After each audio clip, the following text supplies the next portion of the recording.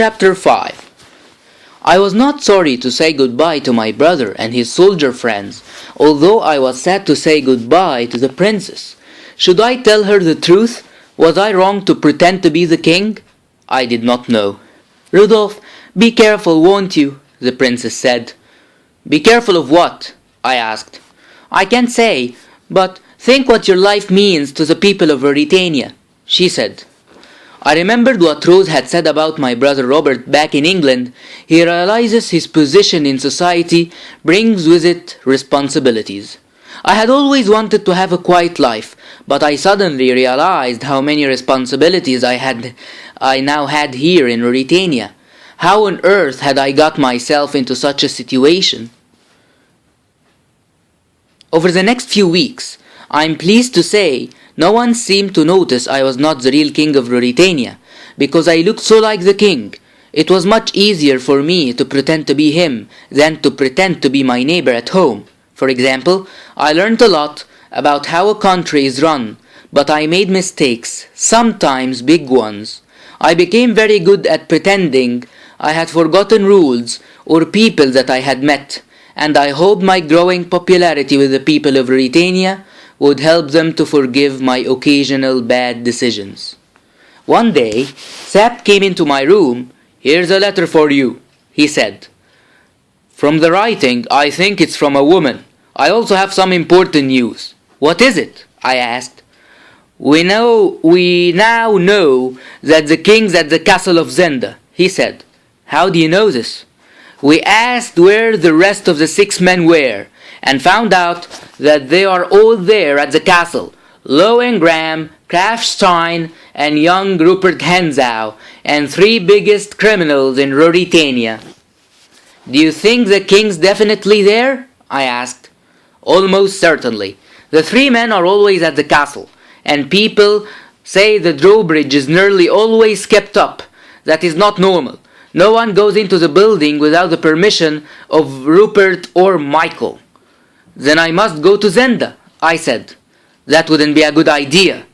If not today, then soon. I must go there. You'll probably stay there forever if you do, said Sapt. I was silent, and I could see that Sapt was studying my face. What's worrying you, Rassendale? He asked. Tell me, Sapt, why is it that whatever I go in the capital, I'm followed by 6 people? Because I've ordered them to follow you. But why? It would be very useful for Michael if you disappeared, and if you disappear, the game's over.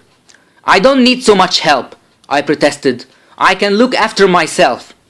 The Goethe, Bersonen, and Detcherd are in Strelsau, and any one of them could catch you easily, he said, as if I were a child. So, what's that letter? Said Sapt, pointing at the one he had given me. I opened it and read it aloud. If the king wants to know something important, please do what I ask. At the end of the new avenue, there is a house in a large garden. There is a wall around the garden with a gate at the back. At midnight tonight, go through the gate where you will see a statue of a horse. Turn right and walk 20 meters. There you will find 6 steps up to a summer house. Go into this summer house, and someone will tell you something very important about your life.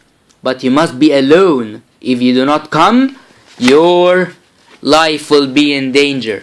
I am a loyal friend to you. Do not show this letter to anyone, or it will put a woman in great danger. Michael will punish me. Yes, and Michael can also write a very good letter, said Sapt.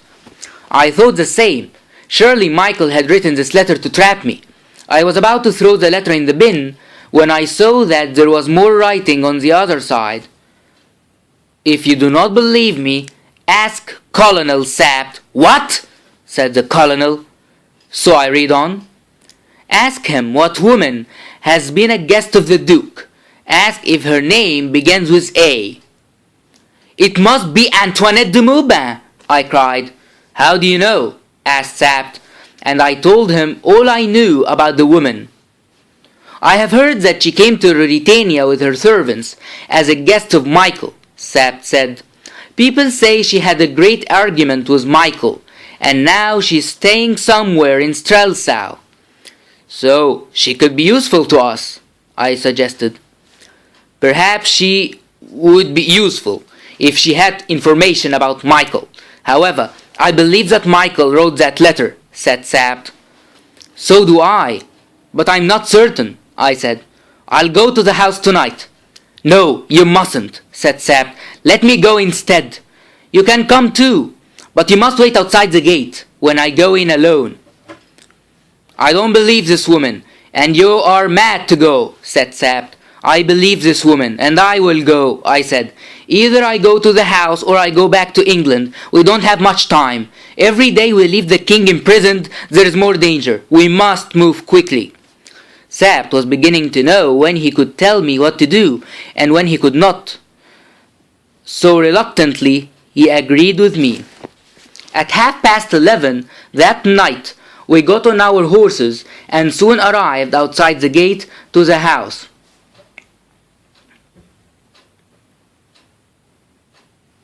Carrying our guns. It was a dark night. I'll wait for you here, outside the gate, said Sabt. Good luck.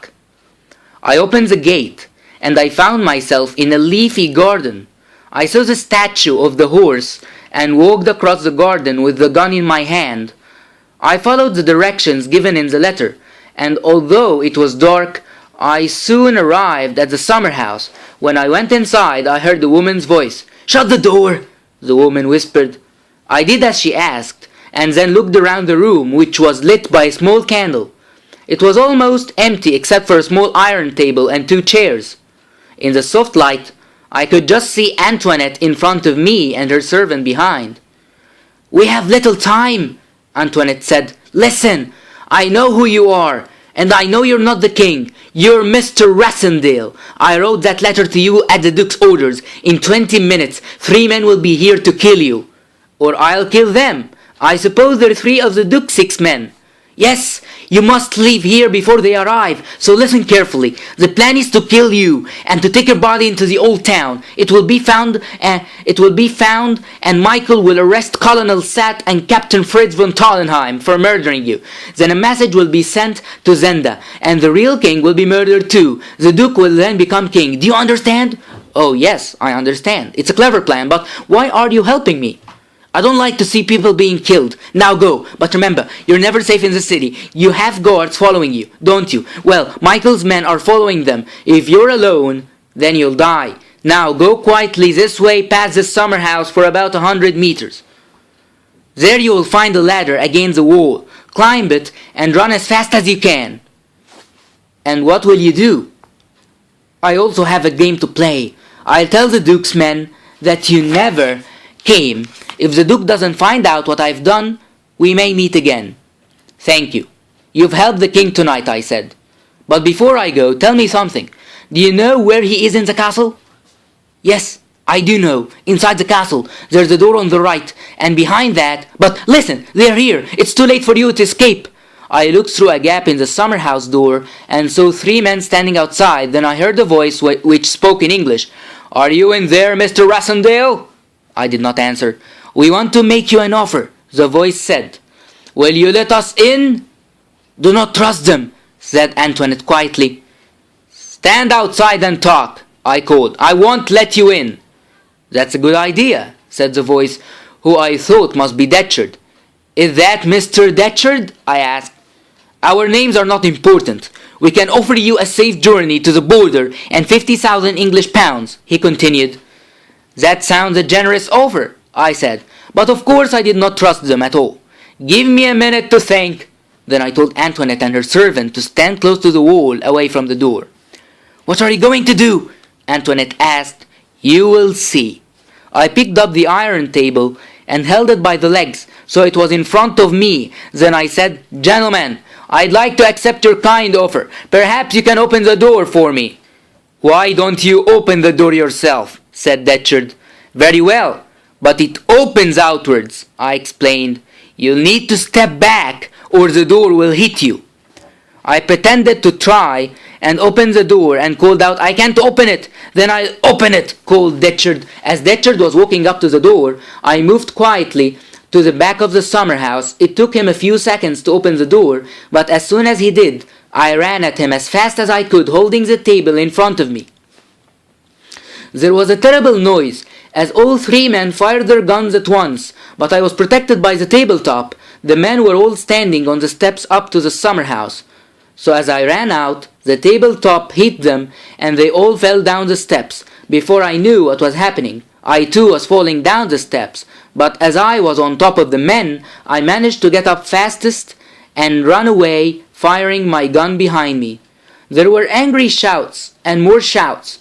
I remembered what Antoinette had said about the ladder, and soon found it, and climbed over the wall in seconds. Running along the outside of the wall, I heard more shots, but realized that they were being fired by Sapt, who was trying to get into the gate. "Sapt, it's me! Let's go!" I shouted.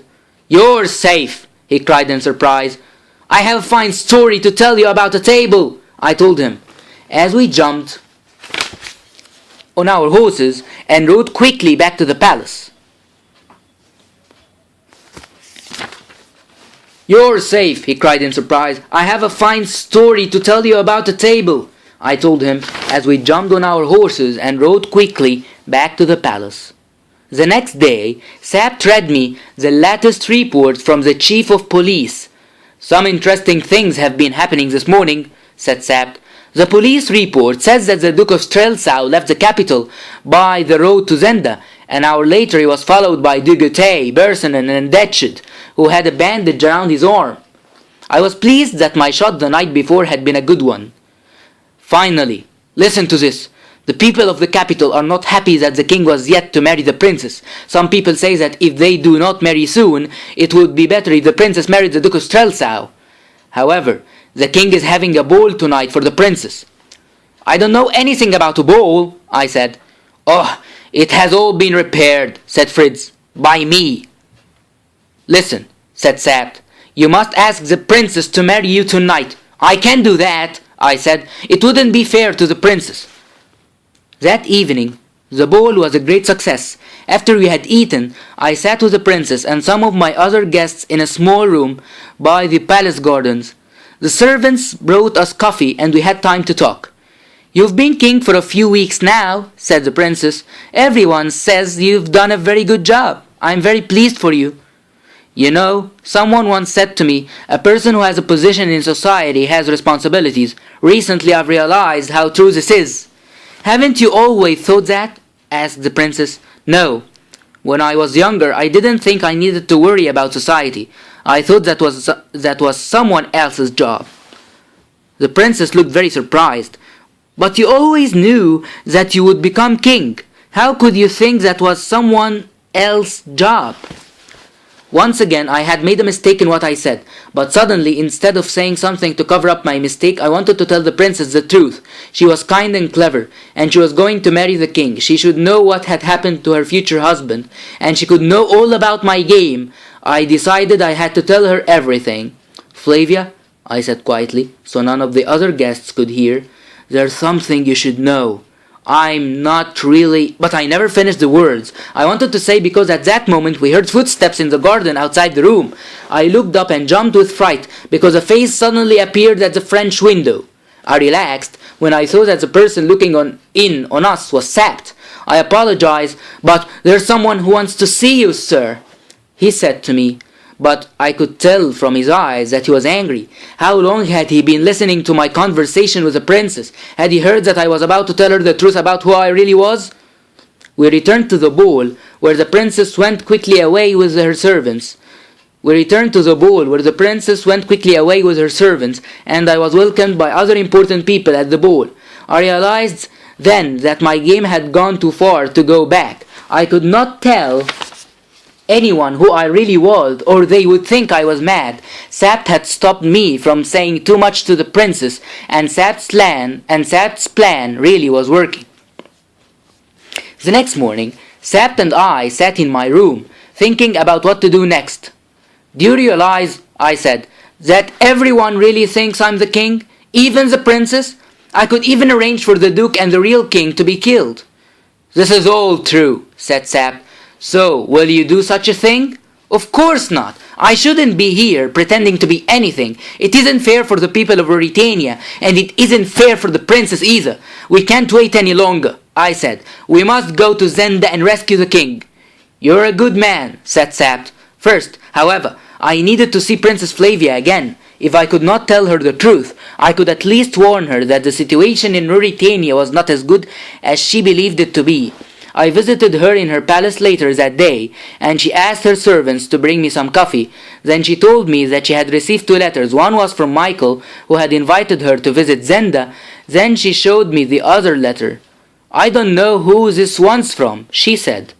I immediately knew who it was from. The writing was the same as the letter I had received. It was from Antoinette de Maubin, and it read, You do not know me, but I do not want you to fall into the power of the Duke. Do not accept any invitation from him, and do not go anywhere without many guards. Show this letter if you can to the leader of Ruritania. Why does it say the leader, and not the king? She asked. You must do as the letter says, I said, not answering her question. I'll order guards to watch you. Do you know who sends this? She asked. A friend of mine. Today, you must say you're ill, so you can't go to Zenda. So, you don't mind making Michael angry? She asked. I don't mind anything if you're safe, I said. I had an idea about who would be the best guard for Princess Flavia, and I immediately visited Marshal Strackings, who I knew I could trust. I asked him to guard the princess, and not to allow any of the Duke's men to visit her. I told him I was worried about the Duke's ambitions, and he did not look surprised. I'm leaving Strelsau for a few days, I told him. Every evening I'll send you a message. If you don't get a message for 3 days, you have the authority to say that you are now the head of Strelsau. You must then ask the Duke to allow you to see the king. If he doesn't allow you to see the king in 24 hours, you must say that the king's dead. Then you must tell the people of Ruritania who their new ruler will be. You do know who that will be?